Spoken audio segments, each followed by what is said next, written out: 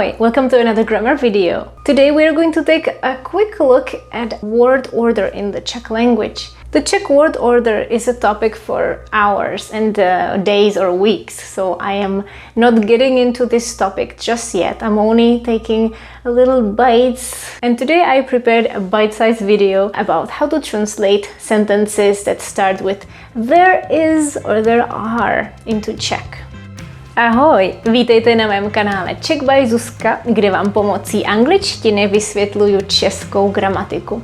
These sentences work differently in Czech. I remember when I studied English back at school, this is one rule we learned.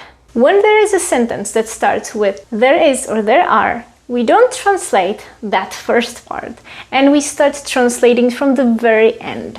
Here's what I have in mind. For example, you want to say, oh, look, there is a hedgehog in the garden. There is a hedgehog in the garden. So we have there is, then we have a subject, the hedgehog. And at the end, there is the adverbial of place, in the garden. So in Czech, you ignore there is, and you go immediately to the end, which is in the garden. And this is what you start with. So the sentence would be, na zahradě je ježek. So you compare the word order and you see that it's switched, and we don't translate tam je. We just say na zahradě je ježek.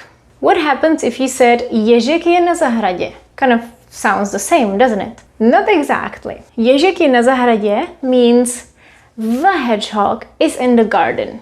So you can see the difference. We have there is a hedgehog in the garden. You're mentioning the hedgehog for the first time versus, oh, the hedgehog that I talked about is in the garden. You know that in Czech we don't have articles, we don't have a or the. What we do instead is we shuffle the word order around. The new piece of information would typically go to the end of the sentence because people usually would pay a lot of attention to the end of the sentence, so this is the most important part. At the end, we typically have a new piece of information, and what has been already discussed, what is known, an old piece of information would typically be at the beginning. There are many exceptions, but we're not going to talk about them today. So once again, there is a hedgehog in the garden. Na zahradě je ježek. Ježek is the new piece of information.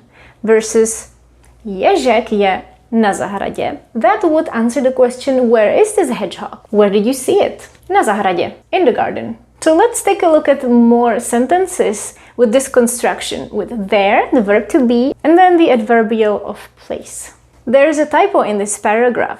We start from the end. So we start by in this paragraph, which in Czech is v tomhle odstavci je překlep. Překlep means typo. V tomhle odstavci je překlep. If you want to say, oh, the typo is in this paragraph, it would be překlep je v tomhle odstavci. Czech would have different word order for sentences that start with there is, there are, or there were, for example. Keep that in mind. Now I'm gonna make you remember with another sentence. Is there any milk in the fridge? Since this is a question, we do need to start with a verb, so we start with je. But then we still go to the end, we have to have the adverbial of place first. In the fridge. Je v ledničce, and then you say the rest. Some milk. Je v ledničce nějaké mléko? Je v ledničce nějaké mléko? Next sentence. There were thousands of people in the square. We are going to start by the square, and we're going to ignore there. We are practically going to say in the square were thousands of people. Na náměstí byly tisíce lidí. Na náměstí byly tisíce lidí. Or there wasn't enough money in the bank account. You're gonna start from the end, and the bank account wasn't enough money. Na účtě, or you could also be even more specific and say na bankovním účtě. Na bankovním účtě nebylo dost peněz. Na bankovním účtě nebylo dost peněz. Well, nothing is as good as it seems. There are exceptions, of course. This rule doesn't work all the time.